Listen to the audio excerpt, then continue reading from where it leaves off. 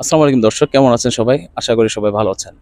তো আমি এখন যেখানে আছি এটি হলো লালখান বাজার। আমার পেছনে দেখতে পাচ্ছেন পুলিশ সুপারের বাংলো। তার পাশে কিন্তু আরেকটি পুরনো বাংলো আমরা দেখছি। এটি হলো সেই হাতির বাংলো। হাতির বাংলোটা কি আসলে? এই বিষয়ে আপনারা কিছু জানেন কিনা? যদিও জেনে থাকেন কমেন্ট বক্সে জানাবেন। যারা জানেন না তাদের আমি জানানোর জন্য আসলে এখানে এসেছি। ঠিক আছে দর্শক, তাহলে তার আশেপাশে ঘুরে দেখি।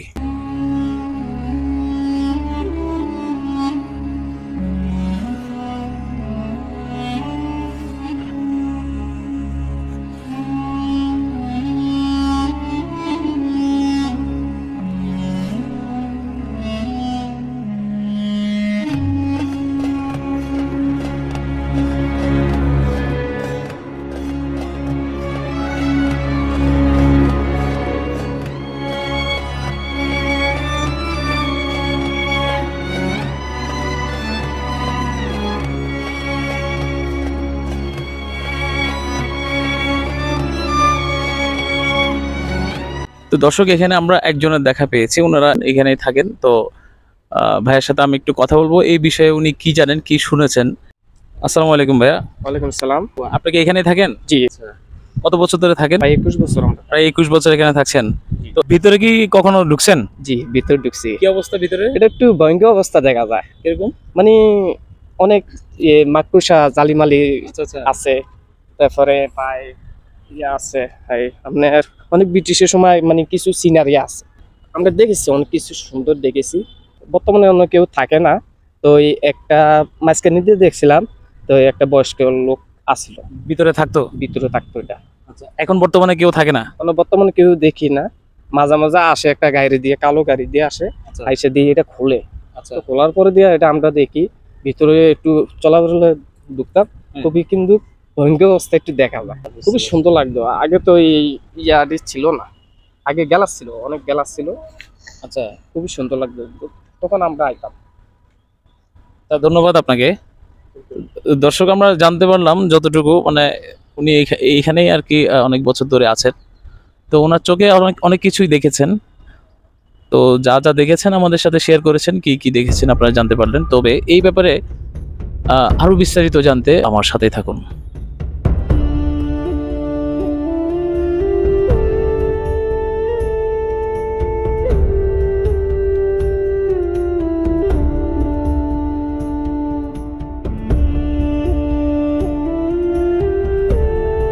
দর্শক, এই ঐতিহাসিক ভবনটি নির্মিত হয়েছিল 1898 সালে ব্রিটিশ আমলে। নির্মাণ করেন এক ব্রিটিশ প্রকৌশলী যার নাম ছিল ব্রাউনজার। তৎকালীন রেলওয়ে অফিসারদের জন্য এই ভবনটি তৈরি করা হয়েছিল, যার অবস্থান চট্টগ্রাম লালখান বাজার সিআরবি পাহাড়ের পাশে। এই স্থাপনাটি শুধু বাহ্যিক দিক দিয়ে নয়, স্থাপত্য শৈলী ও নকশার দিক দিয়েও অতুলনীয়।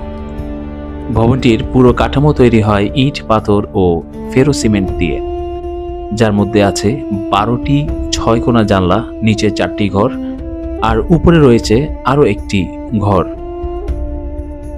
লোকমুখে শোনা যায় একসময় এই এলাকায় ব্রিটিশদের হাতি রাখা ও প্রশিক্ষণের জায়গা ছিল, যেখান থেকেই ভবনটির নাম হয় হাতির বাংলো। কিন্তু আফসোস, আজ এই অনন্য স্থাপনাটি পরিত্যক্ত ও ধ্বংসপ্রায়। ভাঙা দরজা, জানলা, শ্যাওলায় ঢেকে গেছে পুরো শরীর। নিরাপত্তাহীনতায় বন্ধ হয়ে গেছে প্রবেশও। আজকের প্রজন্ম হয়তো জানেই না এই ভবনটির চট্টগ্রামের রেল ইতিহাসের জীবন্ত সাক্ষী। তাই আমাদের উচিত এই স্থাপনাটাকে সংরক্ষণ করা, ইতিহাসকে স্মরণে রাখা। কারণ অতীতকে যারা ভুলে যায়, ভবিষ্যতে তারা পথ হারায়। তাই আসুন ইতিহাসকে শুধু দেখে নয়, সংরক্ষণ করেও ভালোবাসি। আপনার চোখে কেমন লেগেছে এই হাতির বাংলো? কেমন লেগেছে এই হাতির বাংলোর গল্প? কমেন্ট করে জানাতে ভুলবেন না। ভিডিওটি ভালো লাগলে একটা লাইক দিয়ে পাশে থাকার উৎসাহ দিন। আর এভাবেই চট্টগ্রামের হারিয়ে যাওয়া ইতিহাস জানতে পেজটিকে ফলো করে সাথেই থাকুন। ইনশাল্লাহ আবার দেখা হবে এমনই আরেকটি বিস্ময়কর সত্য কাহিনী নিয়ে। ততক্ষণ পর্যন্ত ভালো থাকুন, নিরাপদে থাকুন। আল্লাহ হাফেজ।